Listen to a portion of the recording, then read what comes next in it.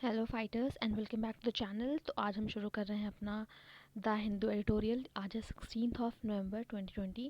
तो बेसिकली आज दो आर्टिकल्स इंपॉर्टेंट हैं। इसके अलावा एक वो अर्नब गोस्वामी के ऊपर आर्टिकल है जो मैं चाह रही हूँ कि जब पूरा केस एक तरह से रिजॉल्व हो जाए तो उसकी डिटेल एनालिसिस करी जाए। ऐसे टुकड़ों में कर रहे हैं तो आई थिंक इसका हमें वेट करना चाहिए जब तक कि पूरी डिटेल एनालिसिस ना हो जाए, चीज़ें पूरी तरह से हमारे सामने ना आ जाएँ। तब तक उसको मैं ऐसे टुकड़ों में नहीं रखना चाहती। एक बार चीज़ें क्लियर हो जाएंगी तो हम पूरा एक थोड़ा लंबा आर्टिकल लेके करेंगे specially for that one. Okay, चलिए शुरू करते हैं। और अगर अभी तक आपने नहीं देखा कि आज से हम कौन सा इनिशिएटिव शुरू करने जा रहे हैं तो आप प्लेलिस्ट में जाइए, वहाँ पे आपको शेड्यूल्ड नाम से एक दिख जाएगा। तो प्लेलिस्ट उसमें आपको पूरा दिख जाएगा कि हम कौन से डे पे क्या फॉलो करने वाले हैं और कब कब फॉलो करने वाले हैं। बहुत ही आपको प्री और मेन से कम्प्रिहेंसिव मैनर में आपको चीज़ें मिल जाएंगी। तो अभी हम शुरू करते हैं आज का द हिंदू एडिटोरियल। तो इसमें जो पहला आर्टिकल था वो था a receipt to tear down trade union. Trade union कुछ नए रूल्स लाए गए हैं ट्रेड यूनियन के लिए, उनके बारे में बात करते हैं। तो ये आर्टिकल लिखा गया है गौतम मोदी के द्वारा, जो कि जनरल सेक्रेटरी हैं न्यू ट्रेड यूनियन इनिशिएटिव के। ठीक है जी। अब देखिए क्या है जो लेबर, जो पहली लाइन है वो पूरी अब मैं पहले सेंटेंस से लिखती हूँ। जो लेबर लॉज हैं वो बहुत ही ब्रूटल अटैक है हमारे वर्कर्स की एबिलिटी पे, जिससे कि उनके राइट्स को सेफ गार्ड किया जा सके। ठीक है जी। और जो ये लेबर लॉ रिफॉर्म्स हैं ये हमारे कंट्री में 1991 से ही लाया जा रहा है हर एक गवर्नमेंट के द्वारा, और उनका ये एक तरह से फेवरेट सोल्यूशन है आपकी, मतलब हमारे कंट्री की इकोनॉमिक ग्रोथ के लिए। और इसके बाद भी अभी तक कोई भी ऐसा कंसेंसस नहीं बन पाया है हमारे गवर्नमेंट पॉलिटिकल पार्टीज़ के बीच, वर्कर और उनके ट्रेड यूनियंस के बीच, एम्प्लॉयर्स के बीच भी नहीं बन पाया है। ठीक है जी। अब देखते हैं जब 1998 से 2002 तक जब बीजेपी का रूल हुआ था, उस टाइम पे सेकेंड नेशनल लेबर कमीशन जो है अ, वो आई थी, और साथ ही साथ इसने क्या किया था, लिमिट कर दिया था ट्रेड यूनियन रिप्रेजेंटेशन को इसमें। ठीक है जी। अब इसके बाद जो कॉन्सिक्वेंट निकल के आए थे, रिकमेंडेशन जो दी गई थी कमीशन के द्वारा, उनको भी रिजेक्ट कर दिया गया था ट्रेड यूनियन के द्वारा पूरे कंट्री में। और इस बार भी क्या हो रहा है, जो हमारा बीजेपी लेड सेंट्रल गवर्नमेंट है उसने क्या किया है, एक्टिवली एक्सक्लूड कर दिया है हमारे ट्रेड यूनियन को प्री लेजिस्लेटिव कंसल्टेशन से। जब और भी किसमें, जब एक नया लेबर कोड ड्राफ्ट करने की प्रक्रिया चल रही थी। अब जो भी हमारे एग्जिस्टिंग लेबर लॉज हैं उनको रिपील कर दिया गया है और उनको रिप्लेस कर दिया गया है 4 नए लेबर कोड से। अब जो बीजेपी बताते हैं कि जो हमने अभी लॉज को रिपील किया है वो केवल स्मॉल या फिर केवल exclusive section of working people को ही सर्व करते थे, और ये भी क्लेम करते हैं कि जो अभी हम नए कोड लेके आ रहे हैं, जो नए चीज़ें लेके आई जा रही, लेजिस्लेट किए जा रही हैं, वो एक तरह से यूनिवर्सल रीच तक होगा। ठीक है जी। ये एक तरह का सिर्फ एक पॉलिटिकल एक समझ सकते सिनेरियो है और नथिंग एल्स, ऐसा राइटर का मानना है। अब देखिए इनमें कॉमन क्या, जो चार के चारों कोर्स नए लाए गए हैं, रिप्लेस किए गए हैं पुराने वालों को, तो इन सभी में एक चीज़ कॉमन है, और वो कॉमन ये है कि जितने भी ये लॉज हैं वो डाइल्यूट करेंगे हमारे वर्कर्स के राइट को, और ये फेवर में किसके होंगे, एम्प्लॉयर्स के राइट में। ठीक है जी। और इसके साथ ही साथ क्या होगा, ये हर उस आइडिया को अंडरमाइन करेंगे जो वर्कर्स का एक राइट होता है ना, राइट टू एसोसिएशन, और जो कलेक्टिव एक्शन है उसको एक तरह से कहीं ना कहीं वायलेट करेंगे। अब नेक्स्ट है लॉन्ग हिस्ट्री के बारे में, क्या है मतलब अब तक की हिस्ट्री क्या रही है। तो ये देखते हैं, जो ट्रेड यूनियन है वो फर्स्ट एमर्ज हुआ था हमारा 19th सेंचुरी में, एक तरह से सेल्फ मैनेज्ड ऑर्गेनाइजेशन था वर्कर्स का, जिससे कि क्या हो, जो भी इनका एक्सट्रीम एक्सप्लॉयटेशन हो रहा है उसको रोका जा सके, उसमें कहीं ना कहीं से थोड़ी सी रिलैक्स मिल सके, इसलिए बनाया गया था। और ये एक तरह से प्रोवाइड करते हैं, और एक अब प्रोवाइड करते थे और अभी भी प्रोवाइड करते चले आ रहे हैं, एक तरह का कलेक्टिव वॉइस है हमारी वर्किंग पीपल का। ठीक है। किसके, वो भी जिससे उनका एक्सप्लॉयटेशन हो रहा है, जो अनफेयरनेस चल रही है, और जो कभी कभी लीगल प्रैक्टिसेस होती हैं उनके अगेंस्ट इनके कुछ राइट्स होते थे। अब अगर हम इंडिया की बात करें तो जो इंडिया में है और जो वर्कर्स हैं वो अपने जो लीगल राइट्स हैं वो जीतते हैं सिर्फ और सिर्फ इस ट्रेड यूनियन के तहत, under the colonial rule in 1926, जब आपका ट्रेड यूनियन एक्ट जो है अडॉप्ट हुआ था। ठीक है जी। अब जो लॉ है वो प्रोवाइड करता है एक तरह का मैकेनिज़्म जिससे कि क्या हो, रजिस्ट्रेशन हो सके ट्रेड यूनियंस का, ठीक है जी। और उससे हो क्या, फ्रॉम विच वे अपने राइट्स को ड्राइव कर सकें और एक फ्रेमवर्क पूरा लेके आ सकें जिससे कि उनके जो भी फंक्शन है उनको गवर्न किया जा सके। आपका जो आपका ये है आपका ट्रेड यूनियन एक्ट है, ये साथ ही साथ क्या करता है, जो भी वर्कर्स के एक्शन है उनको बाउंड करता है एक लीगल फ्रेमवर्क में। वो भी कैसे बाउंड करता है, बाय प्रोवाइडिंग डी रजिस्ट्रेशन, ठीक है जी। अगर एक कोई ट्रेड यूनियन है वो क्या है, वो कहीं चीज़ में कंट्रोवेंट कर रहा है किसी प्रोविज़न के एक्ट को, तो उसको डी रजिस्टर भी कर दिया जाएगा। ये साथ ही साथ ये भी प्रोवाइड करता है कि जो भी मेंबर्स हैं, मतलब पर्टिकुलरली जो वर्कर्स हैं और जो उनके इलेक्टेड ऑफिसर हैं उस यूनियन के, ठीक है जी, उनमें एक तरह का डिग्री ऑफ इम्यूनिटी हो। ये इंक्लूड करता है और साथ ही क्या क्या करता है, इंक्लूड करता है वो भी एक्शंस जो कि हमारे क्रिमिनल कॉन्स्पिरेंसी के लॉज में हो उनके अगेंस्ट में। और ख़ास बात ये है, इम्पॉर्टेंट बात यहाँ पे ये है कि जो लॉ है वो रिकॉग्नाइज़ करता है कि जो भी हमारे एक्शन होंगे, मतलब जो भी उसके प्रॉपर लॉ के मतलब यूनियन के डिसीजंस होंगे, वो एक तरह का कलेक्टिव डिसीजन होगा वर्कर्स के द्वारा, वो भी एक लीगल होगा, ठीक है जी। और किसी भी तरह का ये क्रिमिनल कॉन्स्पिरेंसी कॉन्स्टिट्यूट नहीं करेगा। आगे बढ़ते हैं। जो भी सो कॉल्ड आपका सिंप्लीफाइंग ऑफ लेबर लॉज चल रहा है, जो रिपील करता है ट्रेड यूनियन एक्ट को, इंडस्ट्रियल डिस्प्यूट एक्ट 1947 को और industrial employment standing order act 1947 को, और क्रिएट करता है क्या, इंडस्ट्रियल रिलेशन कोड IRC। एक तरह का बहुत ही सिनिस्टर आउटकम है हमारे वर्कर्स के राइट टू एसोसिएशन का।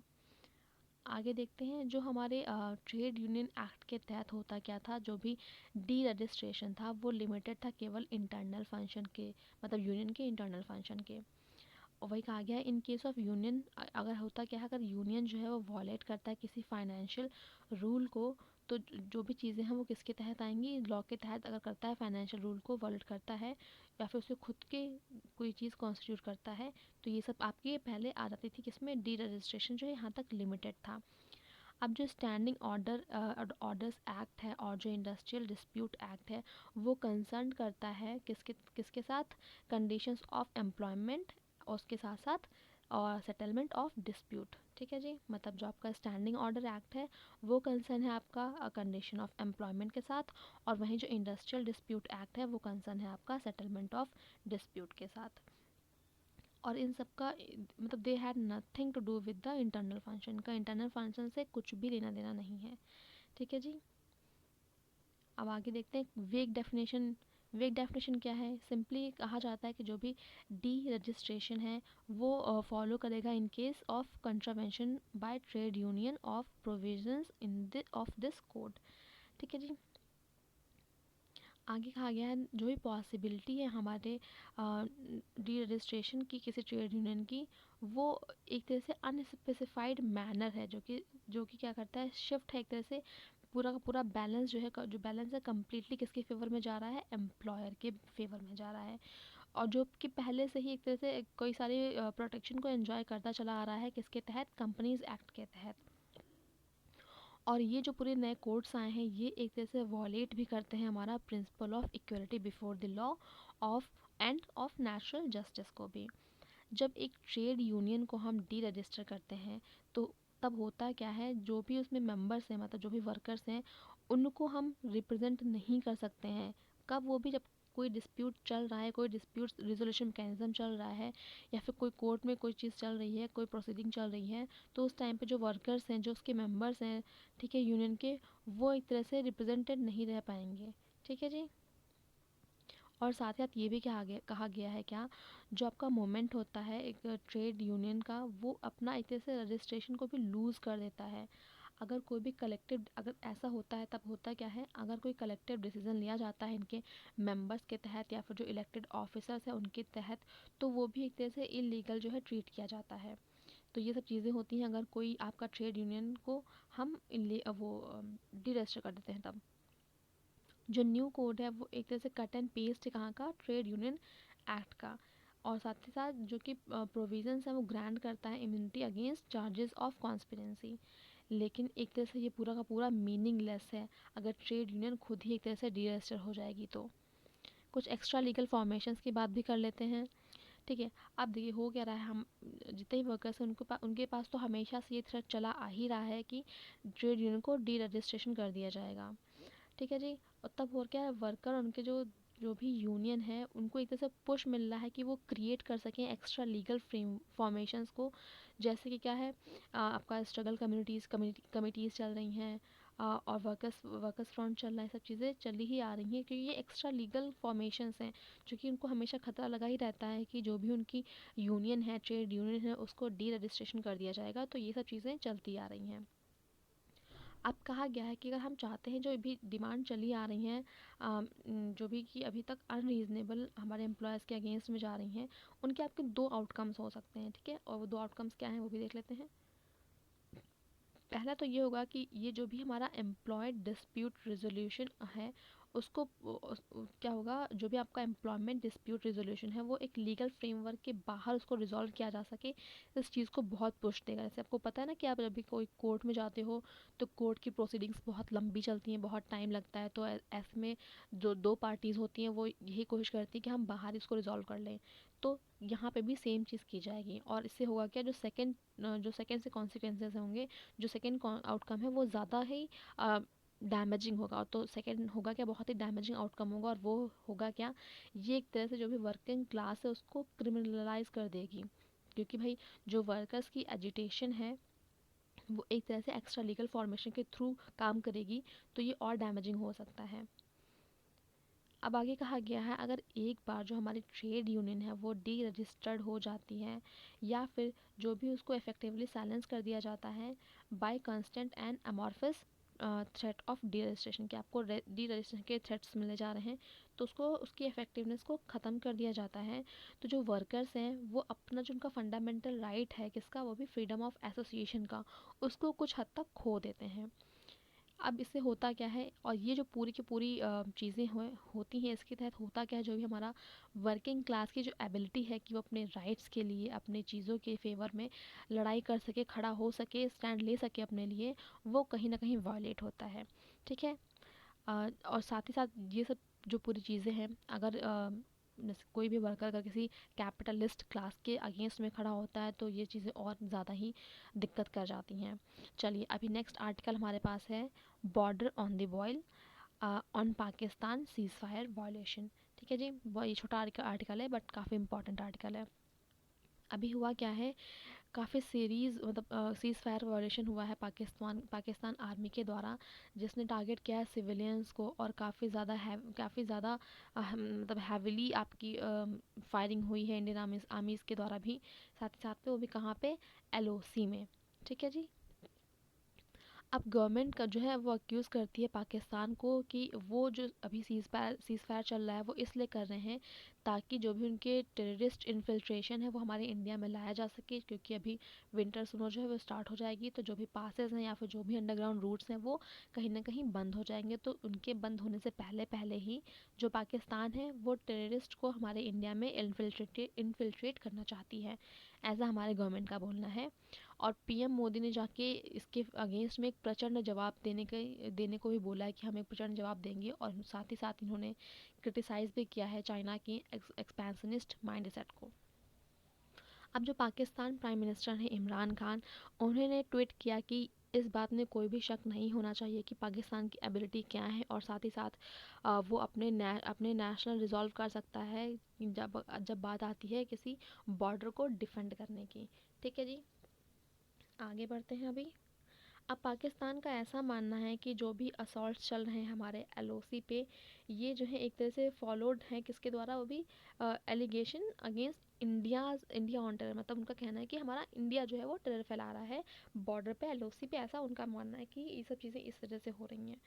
तो वहीं पे जो फॉरेन मिनिस्टर शाह महमूद कुरैशी हैं वो प्रेस कॉन्फ्रेंस में आए अपने पाकिस्तान के मिलिट्री स्पोक्स पर्सन के साथ, और ऐसा क्लेम किया कि जो भी हमारा इंडियन इन्वॉल्वमेंट है, मतलब इंडिया का जो इन्वॉल्वमेंट है टेरर अटैक्स में पाकिस्तान के अंदर, ऐसा उन्होंने कहा कि इंडिया ऐसा कर रहा है। और साथ ही साथ ये भी कहा है कि जो जो हमारे इंडिया का एक प्राइमरी टारगेट है वो है क्या, China Pakistan economic corridor infrastructure project, ऐसा वहाँ के पाकिस्तान के फॉरेन मिनिस्ट्री ने बोला है। अब इंडिया ने जो ये सब अभी प्रेस कॉन्फ्रेंस में चीज़ें निकल के आई हैं, इन सब को एक तरह से बताया कि ये एक futile anti India propaganda exercise है, और साथ ही साथ कहा गया है जो भी चार्जेस हैं वो एक तरह से पूरे के पूरे फैब्रिकेटेड हैं। अब जो प्रेजेंट सिचुएशन हमारे एलओसी पे, जाहिर सी बात है वो नॉर्मलाइज तो है नहीं, और हमें बहुत ही सीरियस एक्शन लेने की सख्त ज़रूरत है।